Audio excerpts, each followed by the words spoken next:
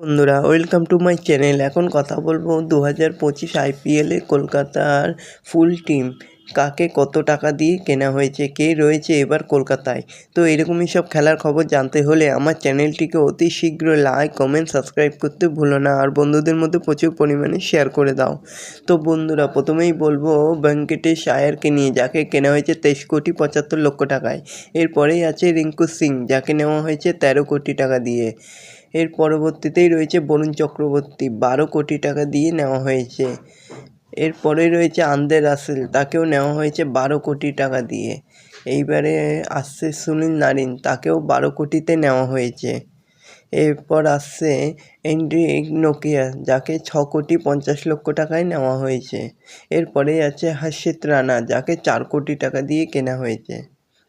এরপরেই আছে রমনদীপ সিং, তাকেও 4 কোটি টাকা দিয়ে নেওয়া হয়েছে।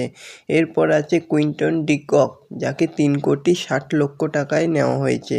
এরপরে আছে আঙ্কিশ রঘুবংশী, যাকে 3 কোটি দিয়ে নেওয়া হয়েছে। এরপরেই রয়েছে স্পেন্সর জনসন, 2,80,00,000 টাকায় নেওয়া হয়েছে। এরপর রহমানুল্লাহ গুরবাজ, যাকে 2 কোটি টাকায় নেওয়া হয়েছে। এরপরেই আছে মঈন আলী, 2 কোটি। এবার কথা বলবো বৈভব অরোরা, 1,80,00,000 টাকায় নেওয়া হয়েছে। এরপরে আছে অজিঙ্ক্য রাহানে, 1,30,00,000 টাকা। এরপরে আছে রবমন পাওয়েল, 1,50,00,000। এরপরে আছে উমরান মালিক, 75,00,000 টাকায় নেওয়া হয়েছে। এরপরে মনীষ পান্ডে, 75,00,000 টাকায় নেওয়া হয়েছে। এরপরে রয়েছে অনুকূল রায়, যাকে নেওয়া হয়েছে 40,00,000 টাকায়। এরপরে আছে মায়াঙ্ক মারখান্ডে, যাকে নেওয়া হয়েছে 30,00,000 টাকা দিয়ে।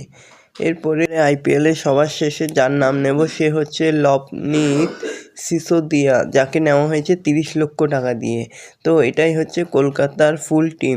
তো এরকমই সব খেলার খবর জানতে হলে আমার চ্যানেলটিকে অতি শীঘ্রই লাইক, কমেন্ট, সাবস্ক্রাইব করতে ভুলো না, আর বন্ধুদের মধ্যে প্রচুর পরিমাণে শেয়ার করে দাও। ধন্যবাদ সবাইকে।